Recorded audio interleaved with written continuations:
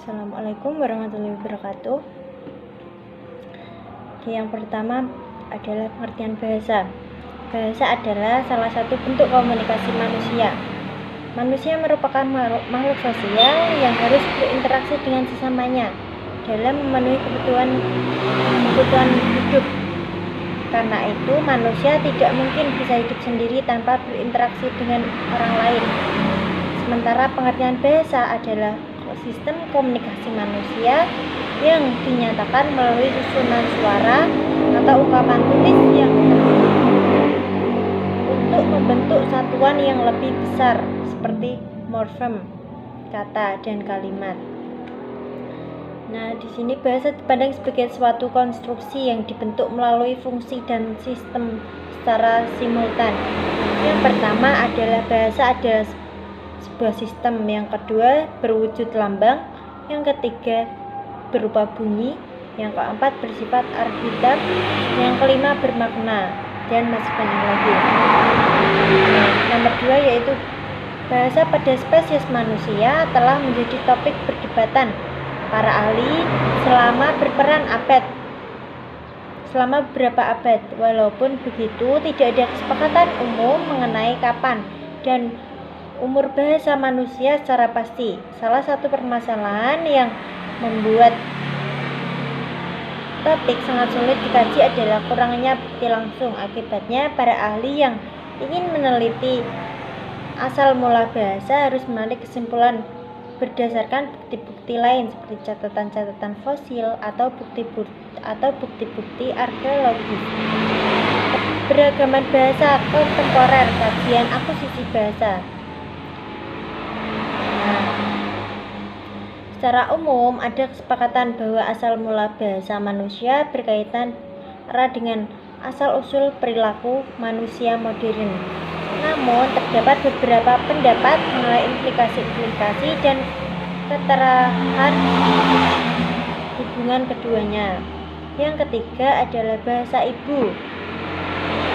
Bahasa ibu dipelajari secara ilmiah dari ibu atau juga dari keluarga si anak. Namun, bahasa ibu bukan dari bahasa yang digunakan oleh si ibu atau yang lebih dikenal bahasa sang ibu, tetapi bahasa ibu mengarah pada bahasa yang dipelajari oleh si anak di dalam keluarganya. Bahasa sang ibu bukan hanya digunakan oleh ibu saja, tetapi juga mungkin dapat digunakan oleh ayah, tante, kakek, atau orang dewasa lainnya. Nah, bahasa ibu juga dapat disebut dengan bahasa pertama. Mengapa? Karena bahasa pertama yang dipelajari oleh anak adalah bahasa ibu. Apabila anak belajar bahasa lain seperti bahasa ibunya, maka itu dinamakan bahasa kedua. Sedangkan bahasa lain lagi yang dipelajari oleh anak dapat dikatakan bahasa ketiga, keempat, dan seterusnya. Oke. Jika masuki usia 3 tahun, anak sudah fasih dalam menggunakan bahasa ibu, sehingga pada usia ini anak siap untuk belajar bahasa baru dan tentunya anak tidak mengalami kesulitan dalam membedakan antara bahasa ibu dan bahasa keduanya. Oke, yang keempat adalah prinsipnya produksi kalimat yang dilakukan oleh para penutur dua bahasa atau bilingual speakers atau lebih.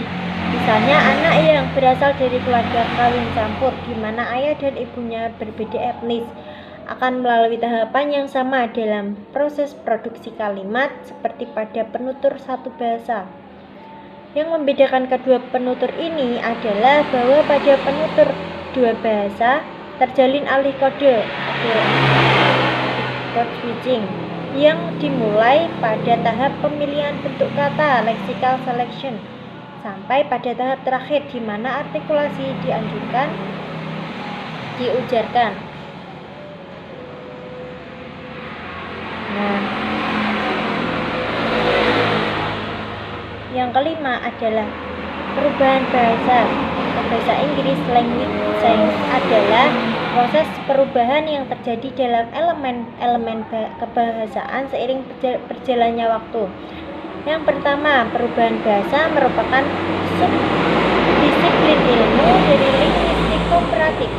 Yang kedua, kedua, ilmu ini berbicara mengenai proses perkembangan bahasa dari awal mula keberadaannya hingga kondisinya saat ini, serta mekanisme yang terlibat di dalamnya. Ada perubahan bahasa pada dasarnya bersifat alami, normal, dan tak terhindarkan. Namun, para ahli bahasa lainnya berpendapat bahwa perubahan dalam bahasa merupakan pertanda kemerosotan. Sebuah kasus pergeseran makna semantikal pernah dilakukan Jimmy Carter, seorang presiden Amerika yang menggunakan kata flaw yang berarti berlagak, yang seharusnya flaw atau menghina. Dalam pidatonya, kasus ini merupakan bukti dari pergeseran makna dan penghilangan kosakata. Ada 5. Yang pertama, transmisi intergenerasi. Yang kedua, variasi. Yang ketiga, ekonomisasi. Yang keempat, penyebab eksternal. Oke,